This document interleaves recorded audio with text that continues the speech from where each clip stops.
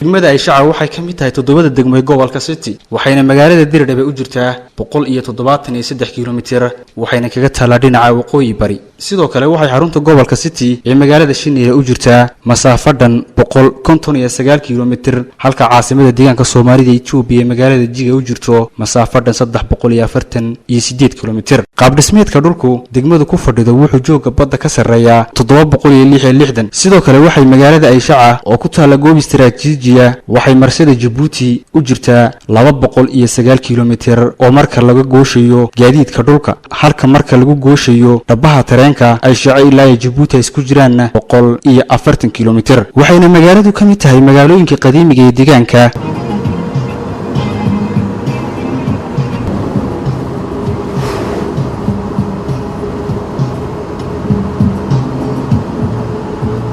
bulshada ku dhaqan magaalada ay shacay guud ahaanba degmada noloshoodu waxay ku tiirsan tahay xoolaha nool iyadoo waqti xaadirkan ay xukuumadda deegaanka Soomaalida Itoobiya dadaal xooggan ugu jirto sidii bulshada looga dhigi lahaa xoolo dhaqato beerley waxayna magaalada ay shacay guud ahaanba degmaduba si habsami looga faa'iideystaan adeegyada horumarinta aasaasiga caafimaadka waxbarashada biyaha iyo waliba beeraha oo ah mid waqti xaadirkan ay xukuumadda deegaanka Soomaalida Itoobiya bulshada u jihaysay inay noqdaan xoolo dhaqato beerley isla markaasna ay u gaaraan isku filnaansho dhinaca damaanadda cunnada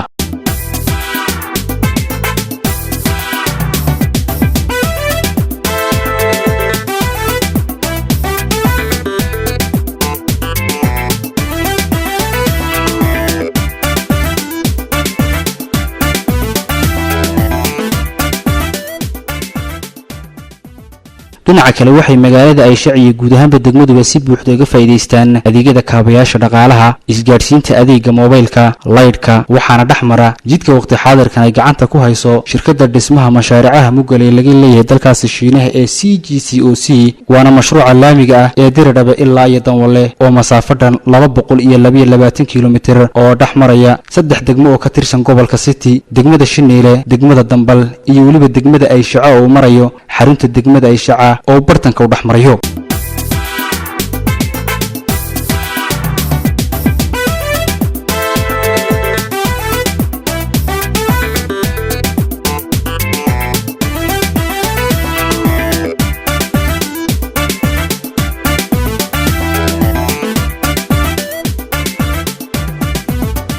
kaabayaasha dhaqaalaha degmada sidoo kale waxaa kamid ah mashruuca labaad ee GTB1kii ee dhabaha tareenka cusub oo maraya duleedka magaalada Aysha waxaana magaalada 2 kiiloomitir u jira train station ama halka tareenku ku kala goosho isku weydaarsado rakaabkiisa iyadoo guud ahaan gobolka City uu ka marayo 344 kiiloomitir mashruuca dhabaha tareenka ee Maayso ilaa iyo Danwale kaasoo isku xidhaya labada dal ee dhaqaalaha mid kale Itoobiya iyo Djibouti maadaama labada dal uu ka dhaxeeyo xiriir walaaltinimo siyaasadeed mid bulsho dhaqaale iyo waliba arrimaha bulshada waxayna mashaariicahani ka mid yihiin kuwa dhumucda leh ee dawladda federaalka Itoobiya ay ka wado deegaanka Soomaalida gaar ahaan gobolka City kuwaas oo kaalin lixaad ka qaadanaya kobaca iyo isbedelka dhaqaalaha wajigiisa labaad ee dalku ugu gol xaadanayo inuu ka mid noqdo wadamada hayntooda dhaqaale meel dhaxaad ka tahay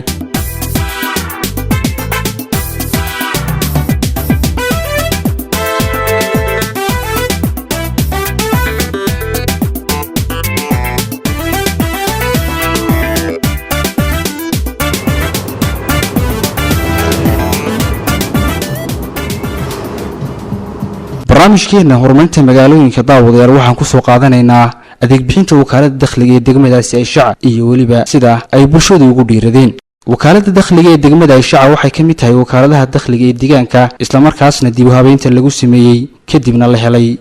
dakhli xoogan oo qayb ka qaata kobaca dhaqaalaha ee deegaanka iyo dalka waxaan u koorgalay adeeg bixinta wakaalada dakhliga iyo waliba geedi socodada kala duwan shaqooyinka ugu muhiimsan ee qabtaan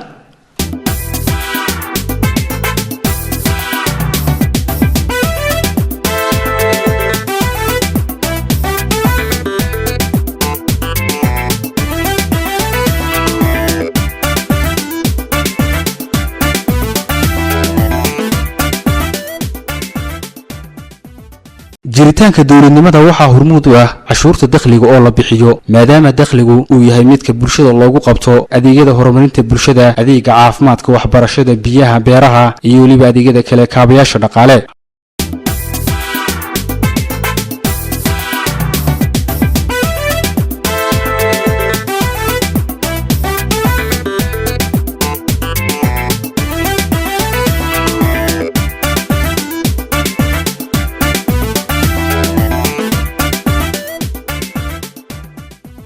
wakaalada dakhliga ee degmada Aysha ayaa sarooyinka ugu dambeeyay waxay samaysay dadaal ballaaran oo ay kor ugu qaadayso ilaha dhaqaale iyo waliba ilaha dakhli ee degmada kuwaas oo lagu fulinayo mashaariicaha kala duwan ee degmada oo ay ka mid yihiin sanadda 2008 biyo xireenka weyn ee magaaladaasi Aysha.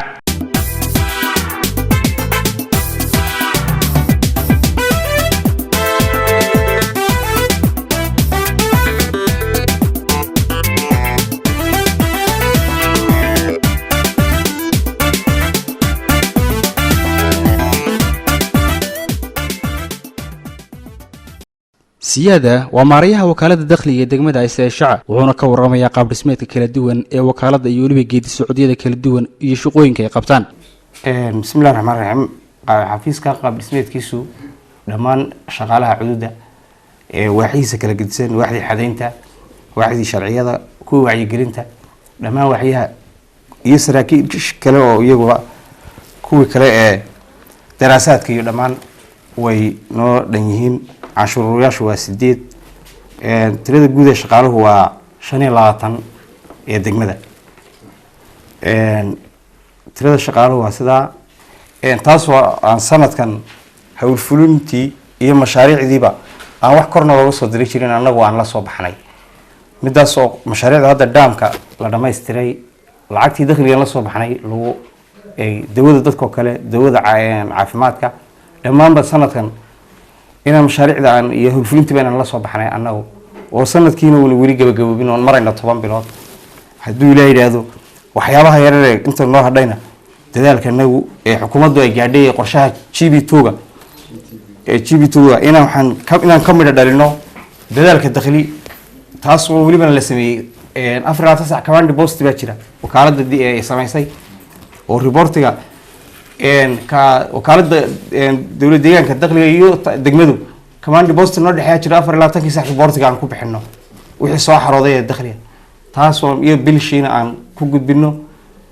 قاب شقيتكم مركز النظام قاعد بسوح ليه كوريا هوسبا يضو استاذ الله سعد عدان وعدالة الله راح يصاب تماي هدول لي هذا قرشين تسا هدينا وان كمل دلنا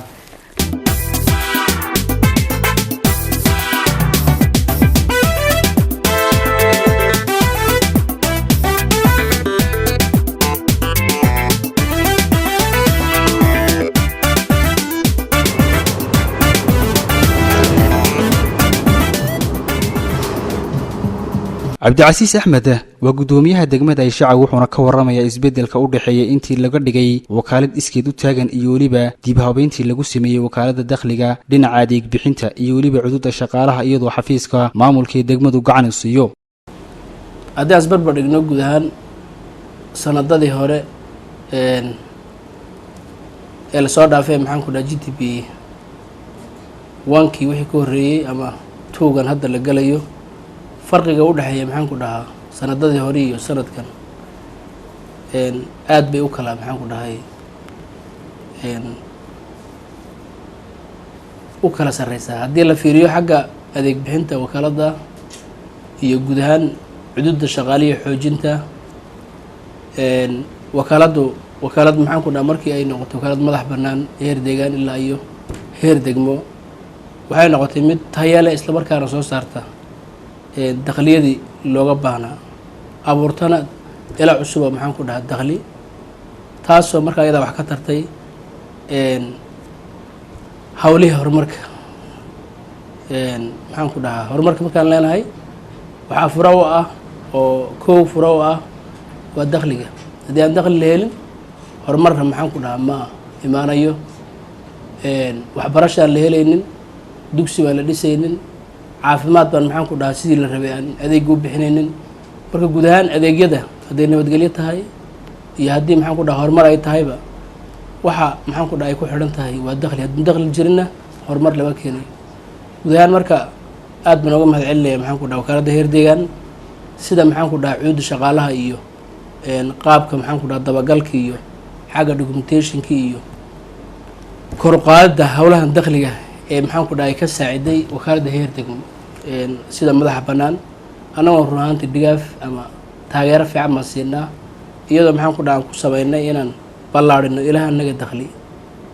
isla markaana maxaan ku dhahaa aan qorshayaashii noo qorshaysnaa sanadkan 2008ka inaan maxaan ku dhahay ay noo qabsoomaan aan isku dayno iyadoo dhammaan kaabnega degmada iyo maamulku ay ka qayb qaadanayaan. marka guud ahaan waqti xaadirkan isbeddel fiican baa ka jira wakaaladda dakhliga. run ahaantii kulley waa dareemi kartaa maxaan ku dhahaa isbeddelka ku yimid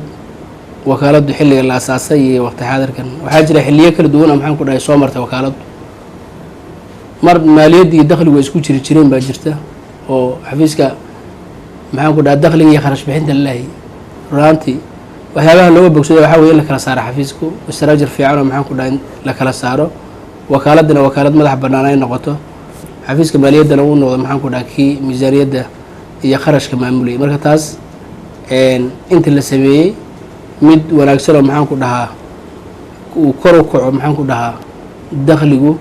soo saaristiisa iyo maxaan ku dhahaa fahankiisa ayay noqotay. halkaana in laga sii xoojiyo waan rajeynaa mustaqbalka.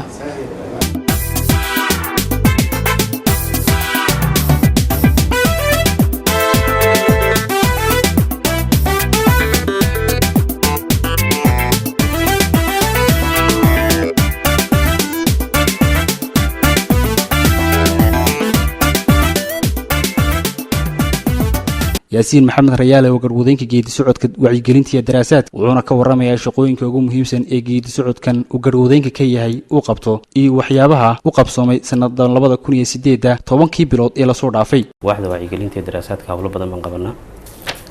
hawlaha aan qabanno waxaa ka mid ah bulshada inaan iskugu yeedhno sanadkiiba dhowr jeer oon kulan ballaaran u qabanno gaar ahaan ganacsatada oo macaashkii sanadkii dakhli fiican oo naga soo galo. qaabkaan wacyigelina bulshada waxaa weeye bulsho faham buuxa ka haysataa dakhliga faa'iidada uu leeyahay iyo bulsho faham buuxa ka haysanin faa'iidada dakhliga uu leeyahay ayaa jirta. marka bulshada fahamka buuxaan ka haysanin intii aan iskugu yeedhno hal meel yaan fahansiinaa faa'iidada uu dakhligu leeyahay. waxa laynaga qaado waa wax adigii laga qaadayo adigii lagu soo celinayo. marka maadaama adigii laga qaadayo adigii lagu soo celinayo waa wax adigii kuu faa'iide dakhliga bixi qof loo soo celinayo bulshada waxna loogu qabanayo maadaama dakhliga yahay maaha wax maxaa la yidhaahdaa wax u dhimaya waa wax u qabanaya. marka maadaama wax u qabanaya yahay dadkii way bixinayaan dakhliga. wacyigelino oo faham buuxa ka siino ama fahansiino faa'iidada uu dakhligu leeyahay kabacdi dadkii dee ay ka qaataan faham buuxa dakhligu waxa uu yahay iyo waxa uu qabanayo. marka wacyigelino kabacdina dad bixiyay noqdaan way bixiyaan oo fahansan dakhliga faa'iidada uu leeyahay. wacyigelinta abaabulka bulshada oo kale wacyigelintu qabaliyada ay u baxaan goobo fagaara oo wacyigelinta laga sidii nidaamka dakhliga waxa lagu qabanayo iyo in mashaariicdan la wado in maaragtay dee iyaga lacagtan laga doonayo inay tahay midii lagu fulinayo horumarka oo iyagu ay leeyihiin oo kor loo dirin iyaga ay dib ugu noqonayso waxyaabay ku wacyigeliyaan baa ka mid ah. geedi socodada kale ee wakaaladdu leedahay waxaa ka mid ah ay ku taagan tahay oo ah tiirka oo lafdhabar u ah geedi socodka sharciyada waxayna ka mid tahay cid kasti ama laan kasti oo ku xadgudubta bixinta cashuurta dakhliga ama luusanta inay tallaabada sharciga ka qaado. horta markaan ka hadlo gaar ahaan qaybta sharciyada waxaa jiro markaan shacabka u sheegayno ama lala qabisiinayo qaybta sharciyada waxaa jirto qayb wacyigelina oo xafiiska uu leeyahay. qaybta wacyigelinta ayaa qayb ballaaran ka qaadata. waxaa jirto marar badan oo goobo fagaara la sugu keeno shacabka la isku soo ururiyo wacyigelin fiican la siiyo kadib markay ka cilmi qaataan wacyigelinta kadib ayaa support anagoo siinayna qaybta wacyigelinta qaybaha sharciyada saasan ku wacyigelinaa kadib ayaa sharciga laga maraa. marka hore haddii cabashooyin ay ka yimaadaan dhanka bulshada waxaan sameynaa waan soo dhaweynaa marka hore sharcigayaan u eegnaa kadib annaga oo ka dhaadhicinayna iyadoon la qasbayn iyagoo laga dhaadhicinayo si fiican loo fahansiinayo ayaa waxaan sameynaa sharcigii baan marka hore tusnaa kadib ayagoo ku ganacsan xataa marar waxaa jirto haddii ay dad aan iska la sii haysan oo aada sii murmaabi jira kadib annagoo la adeegsanayno qaybahan sharciyada ee degmada saasaan anagu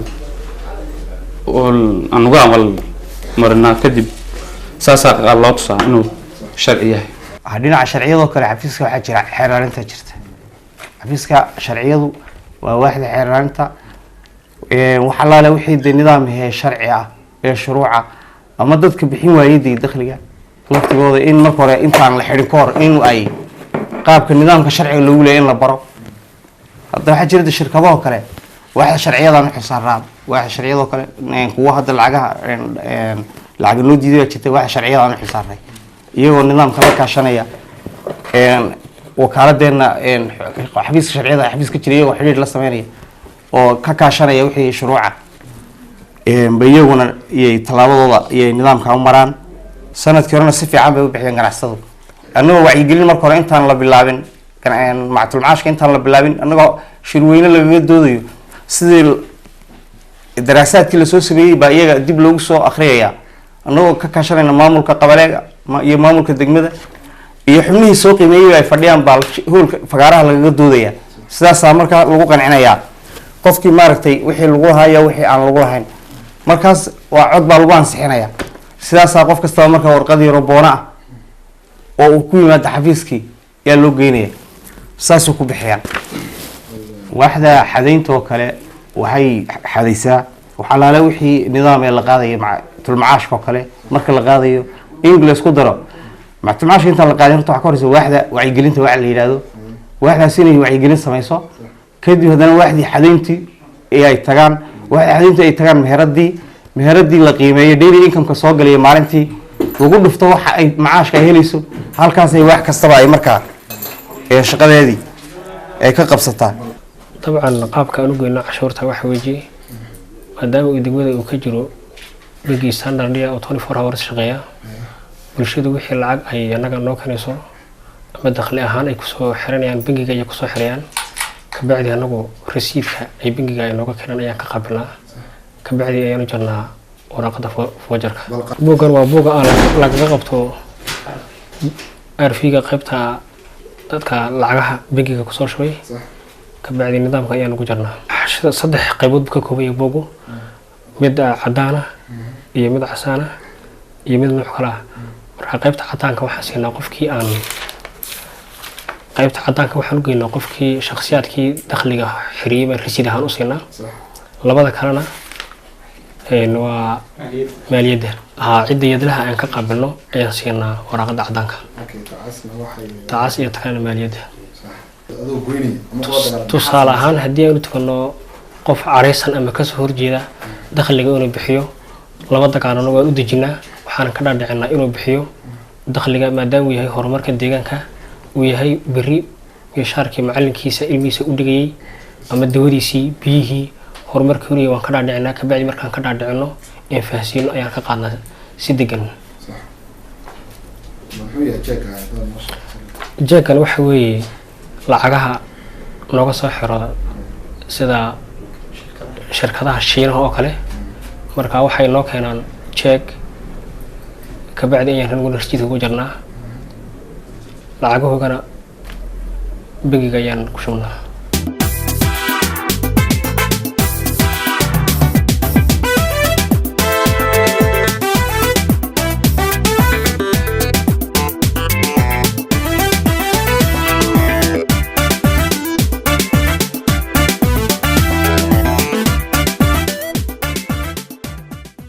cabdicasiis axmed gudoomiyaha degmada Ayshaca wuxuu ka waramayaa inay degmadu ka mid tahay degmooyinka dakhliga la soo baxaan ay ku fuliyaan mashaariicaha horumarneed ee ka jawaabaya baahida bulshada dakhliga sanadkan 2008 ay degmadu soo saartay mashaariicda ugu weyn ee lagu fuliyo waxaa ka mid ah biyo xidheenka degmada Ayshaca kaas oo ay bulshadu uga faa'iideysanayso dhinacyada kala duwan ee waraabka beeraha iyo waliba xoolahaba hadday tahay waxbarasho kuraas manhaj daawo daam aan qodayno guud ahaan waxaan ka soo saarayna waa dakhliga waxaan noo dhimana inaan maxaan ku dhaha dhamaystiri doonaan aaminsannahay guud ahaan marka maxaan ku dhaha wakaaladu runaaanta isbeddel fiican baa ka muuqda inaan sii loo jibaarnina waan isku sii dayeynaa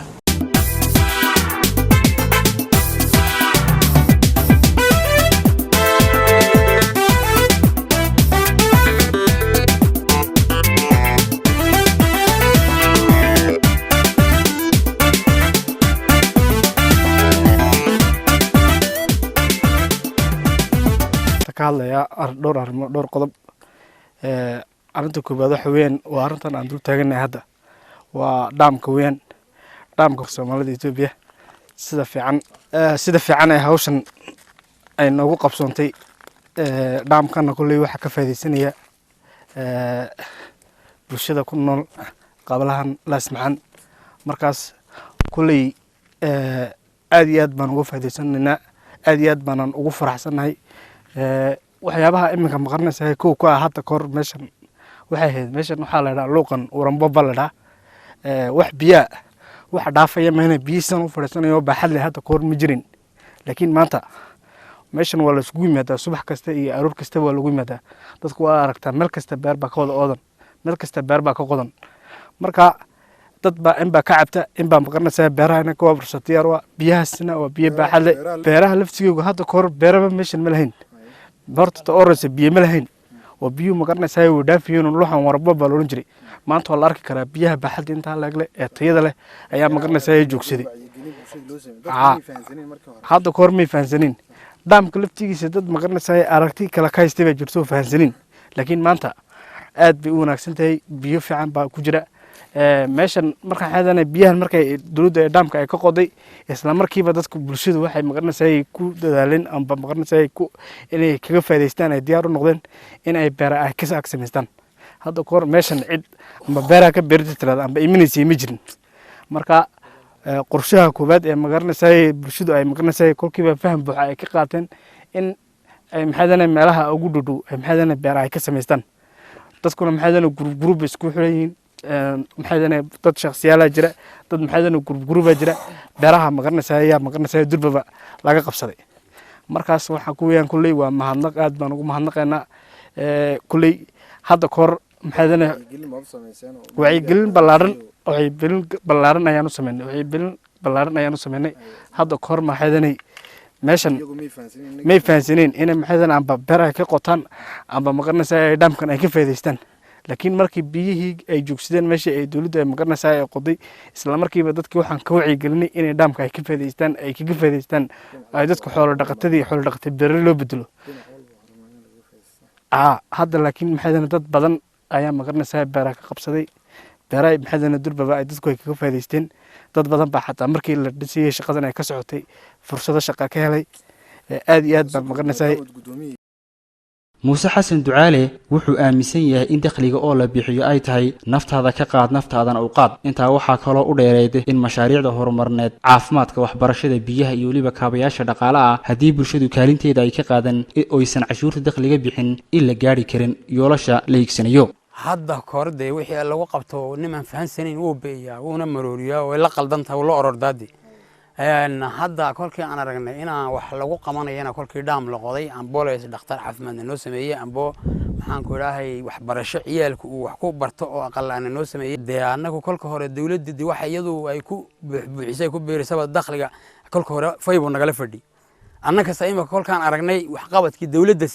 waxaan aragnay dee inaad tii waxna loogu qabanayay tayada naftaada ka qaado naftaada uun si ay dee tahay taladii haldeyd halkaabay annaka nagala dhaqaaqo waxqabadka waxaana naga urunayna waxnana noogu qabanaya waxnana nagu gaarsiinaya un baanu aragnay waxbarashada ciyaalka iyaga iyo faa'iidada iyada iyo waxaan dakhliga kolka hore aan lahayna ma imika annaku waa horumar baanu aragnayba unala soo fududaado imika hadda la eego waan taabaxsanayba xagga dhaamka haddaan uga baxo biyuhu dee awal halkani waxba ma lahayn imikana waa kaa rag ku tabcee wax dhigay ee la qabtay si fiican oo maaquul ah oo maqtala dee loo xidhay galda imika waa ka habac dhamanayeenna haraacinay dadkii aad ka faa'iidaysatay imika beeraha ka xidhay wax ka samaynayaan ku jira imikana sidaa leeyahay waan ku tala jiraa inaan waxna ka qabsano waxqabad kow iyuu de annaka dhaamku maanta nooya dee xoolo dhaqatadu way ku soo aroortaa annaku waan maxaan ku idhaahay beerahaan ka samaysanaynaa imika hareerihiisi iyo faa'iidada ku jirta awal dhulkani ma aan jirayn sabab unbu ahaa meel iska bannaanoy biyu iska maraan faa'iiduu noo yahay annaka maanta tabtaa imika uu yahayna waa dee maanta uu noogu faa'iido badan yahay dakhliga bulshada waxaan dee nimay ka daahan tahay weeyaan nimay dan u ahayn ma jirto bulshaday dan u tahay dakhligu waa wax faa'iido ahoo dee wax lagu qabanayo kanoo dee kale waa ka lagu qabtay meeshan lagu dhisay waa kaa lagu dhameeyey meesha lagu adkeeyey waxaa dee lagu qabtay wax wixii buu ahaa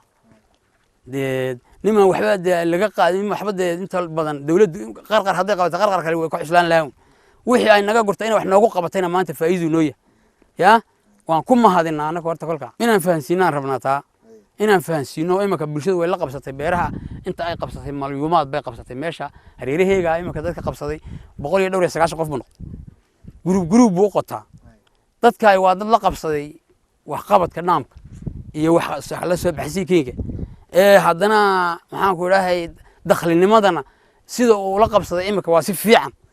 inaan wax loogu qabto ay dawladdu gacan ku siisayna waa arkaya hadday fahamsaneen inaan annagu imika waxa naga aqal xun inaan fahansiino odaydii duqaytaan waana kama buuyacanayno kamana baydhayno inaan maca halka iyo saruuqaad anu ku wadnaan doonayno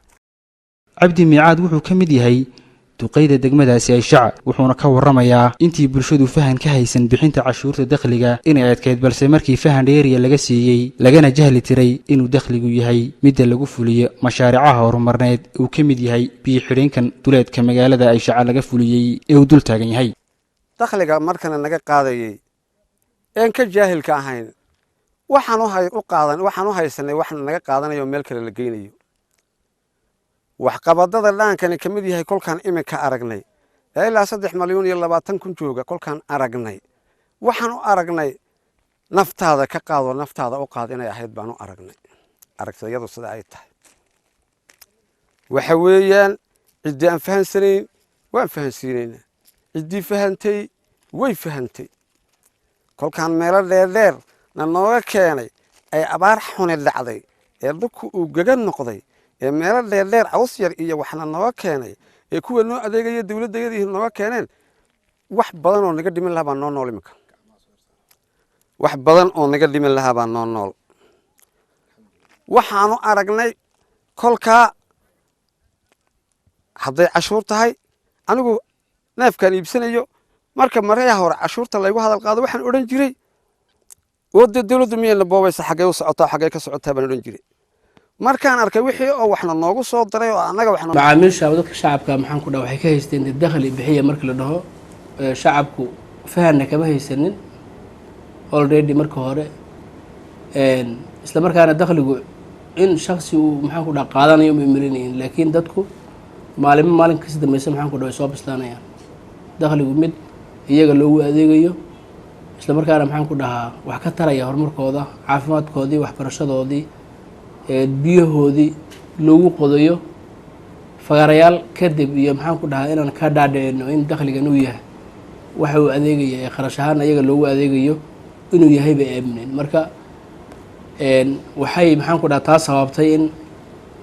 ganacsatadu ay maxaan ku dhaha tii nambar wada qaataan shacabka maxaan ku dhaha isagana xoolo dhaqatada ah ama beeraleydana ay iskood maxaan ku dhaha iyagu u noqdaan kuwo canshuurta keena goobtii ama wakaalad dakhliga kusoo xareeyay isla markaana maad naga qaadaan dhaha oo maxaan ku dhaha iyagu codsada marka heer biseel fiican bay iyaguna maxaan ku dhahay ay faham fiican bay ka haystaan isla markaa wakaaladuna si fiican bay macaamiisha usoo dhaweysaa oo maxaan ku dhahay ay u qaabishaa marka guud ahaan heer fiican bay maraysaa maanta wada shaqaynta shacabka iyo isku xidhnaanshaha wakaaladda iyo adeeg bixinteedu mid aada u fiican bay maraysaa waan dhihi karnaa dadka shacabka maxaan ku dhaha waxay ka haysteen dakhli bixiya marka la dhaho shacabku fahanna kama haysanin already marka hore isla markaana dakhligu in shakhsi uu maxaan ku dhaha qaadanayo ma imarinayeen laakiin dadku maalin kasi dambaysa maxaan ku dhahay soo bislaanayaan dakhligu mid iyaga loogu adeegayo isla markaana maxaan ku dhahaa wax ka taraya horumarkooda caafimaadkoodii waxbarashadoodii biyahoodii loogu qodayo fagarayaal kadib iyo maxaan ku dhahaa inaan ka dhaadhicino in dakhligan uu yahay waxa uu adeegaya ee kharash ahaan ayaga loogu adeegayo inuu yahay bay aamineen marka waxay maxaan ku dhaha taa sababtay in ganacsatadu ay maxaan ku dhaha tii nambar wada qaataan shacabka maxaan ku dhaha isagana xoolo dhaqatada ah ama beeraleydana ay iskood maxaan ku dhaha iyagu u noqdaan kuwo canshuurta keena goobtii ama wakaalad dakhliga kusoo xareeyay isla markaana maad naga qaadaan dhaha oo maxaan ku dhaha iyagu codsada marka heer biseel fiican bay iyaguna maxaan ku dhahay ay faham fiican bay ka haystaan isla markaa wakaaladuna si fiican bay macaamiisha usoo dhaweysaa oo maxaan ku dhahay ay u qaabishaa marka guud ahaan heer fiican bay maraysaa maanta wada shaqaynta shacabka iyo isku xidhnaanshaha wakaaladda iyo adeeg bixinteedu mid aada u fiican bay maraysaa waan dhihi karnaa waqti xaadirka taasna inay sii xoojinaan maxaan ku dhahay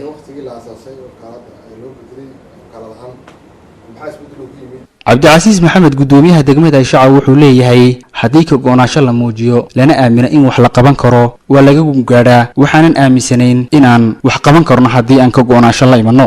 runaanta waxaa tusaale u noqon karaa oon soo qaadan karnaa marka hore maanan aaminsanayn in maxaan ku dhahaa mashaariic xooggan leh oo maxaan ku dhahaa tiro intaa dhan oo milyamaad aan ka soo saari karno maxaan ku dhahaa dakhligan isla markaana aan ka dhigi karno mashaariic iyo maxaan ku dhahaa adeeg bixintii howlfulin baan ka soo saari karo laakiin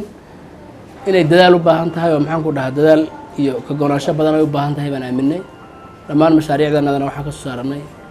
sanadkan waxaa weeye waa dakhliga weeye adeegana waan soo saaranay maxaan ku dhahay howlfulintii dhaqaaqaanay isla markaana maxaan ku dhahay mashaariicdii loo baahnay aan qabsanay sanadkanna 90% way noo dhamaatay hadda wax yar oo 10% dhimantaana in bilaha soo socda aan dhammaynaan rajeynaa hadduu rabbi idmo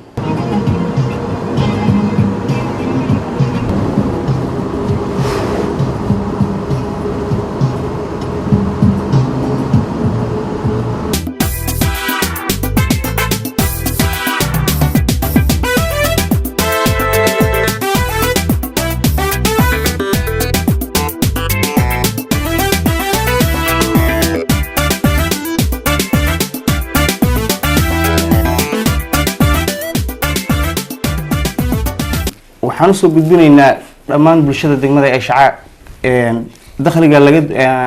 la doonayo degmadeena ma aha dakhli meel kale ku baxaya waa dakhli ku baxaya mashaariicdeena iyo dawadeena iyo naft iskuulkeena manhajka iskuulka kuraasta iskuulka iyo daamka mashaariicda dad weyn ee la qabtay daamka aan ku guuleysanay sanadkan ay kamid yihiin iyo kuwa lamid oo kalaba inaan ku gaadhno waxay dadku inuu aragti midaysan ka qaato dakhligu inuu yahay wax qabadkooda aragti buuxdana dadku ay sidaas ay ku bixiyaan kuwa fahansanna waxaan uga mahad celinaynaa ee sanadkan bixiyay waxaan uga mahad celinaynaa sida ay maanta ay uga qayb qaateen iyagoo ay u muuqato waxa lagu qabtay oo ay u muuqato daamkii oo hadda maanta beero lagu abuurayo ay arkaan kuwa aan fahansanayna waxaan leenahay inay ku daydaan kuwa kale ay bixiyeen inay ku daydaan baan iyagana u soo jeedinaynaa taas baan ku gabagabeynaynaa anagoo ka duulaynaa qorshaha sanadkan iyo sanadadii horeba inuu dakhligu kor u kacayo oo isku mid una ahayn oo sanadba sanad ka dambeeyay halkan ay kaaga muuqata xafiiska 2003 ilaa maanta 2008 de faraq u dhaxeeya halkaas ka eegi kartaa marka maadaama aan hore u socono horumarkeenu xawli ku socdo waxaan ku gabagabeynayaa guud ahaan anigu fariinta ugu dambeysa waxaa weeye dhammaan shacabka ku nool maxaan ku dhahaa degmada waxaan usoo jeedin lahaa fariin ahaan in ay ka qayb qaataan ama bixiyaan canshuurtu waa horumarka waa furaha horumarka waa maxaan ku dhahaa furaha nabadgelyada waa furaha maamulka suuban in shacabku maxaan ku dhahaa inta aad canshuur bixisaan baa haddana dalkaadu ama degmadaadu ama deegaankaadu horumari karaa marka canshuur bixintu waxay maxaan ku dhahay fura u tahay horumarka dalkeenna ama degmadeenna ama deegaankeenna marka guud ahaan in maxaan ku dhahaa aan canshuur bixinta ku dadaallo isla markaana aan xoojino ilaha dakhliga kana ilaalino musuq ayaan soo jeedin lahaa maxaan ku dhahaa taa haddaan sameyno isbeddelka maxaan ku dhahay degdega ee dalkeenu iyo deegaankeenu ku socdo run ahaantii maxaan ku dhahaa qorshayaashaan dhiganay ku guulaysanayna waan dhihi lahaa si kooban maadaama nahay waaxda wacyigelinta iyo daraasaadka ee wakaaladda dakhliga degmada Ayshaca waxaa fariin u gudbinayaa in bulshadu ay dakhliga bixiyaan maadaama uu yahay jiritaankeeni ama wixii wax inoo qabanayeen horumar ku gaadhayna dakhligu maadaama yahay bulshadu inay bixiyaan dakhliga oo dalkooda u huraan dakhliga ayaan fari lahaa ama maxaa la yidhahdaa yani ka codsan lahaa dhammaan bulshada ku nool degmada Ayshaca iyo guud ahaan deegaankeenaba waxaan fariin u sheegi lahaa gaar ahaan bulshada degmada Ayshaca horta alxamdulilah marka hore sidii hore maaha intan dambe maadaama wacyigelino badan la sameeyey dadkii waxaan u maleynayaa sidii hore inay hadda ka fiican yihiin oo nidaamkii sharciga ee dakhliga si fiican ay fahmayaan marka waxaan leeyahay bulshooy dakhligan la ururinay maaha ku meel kale naga tegaya waa ku bulshadeennii uun loo adeeg lagu bixinayo qayb tusaale ahaan waxbarashadoo kale caafimaadkii biyihii adeegyada kala duwan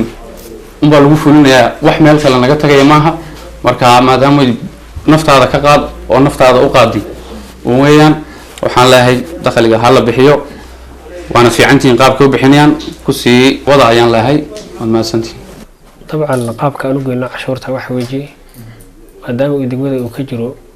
bangii standardia oo 24 hours shaqeeya bulshadu wixii lacag ay anaga noo kanayso ama dakhli ahaan ay kusoo xiranayaan bangiga ay kusoo xirayaan kabacdi anagu rasiidka ay bangiga ay nooga keenan ayaan ka qabilnaa kabacdi ayaanu jirnaa waraaqada foojar boogan waa booga aan lagaga qabto arfiga qaybta dadka lacagaha bangiga kusoo shubay kabacdi nidaamka ayaanu ku jirnaa marka xashada maxay kala yihiin tan cas iyo tan kale xashada saddex qaybood ka koobaya boogu mid cadaan ah iyo mid casaan ah iyo mid nooc kale ah marka qaybta cadaanka waxaan siinaa qofkii aan qaybta cadaanka waxaan u geynaa qofkii shakhsiyaadkii dakhliga xiriyay baan rasiid ahaan u siinaa labada kalena waa maaliyadda cidda yadlaha aan ka qabilno ayaan siinaa waraaqada cadaanka taas iyo takalena maaliyadda tusaale ahaan haddii aan u tukano qof careysan ama kasoo horjeeda dakhliga inuu bixiyo labada qaanano waan u dejinaa waxaan ka dhaadhicinaa inuu bixiyo dakhliga maadaama uu yahay horumarka deegaanka uu yahay beri mishaarkii macalinkiisa ilmihiisa u dhigayay ama dawadiisii biyihii horumarkii horiya waan ka dhaadhicinaa kabacdi markaan ka dhaadhicino in faahsiino ayaan ka qaadnaa si degan jeegan waxa weeye lacagaha nooga soo xiro sida shirkadaha shiinaha oo kale marka waxay noo keenaan jeeg kabacdi ayaan anaguna rasiidka ku jirnaa lacagahoogana bangiga ayaan ku shubnaa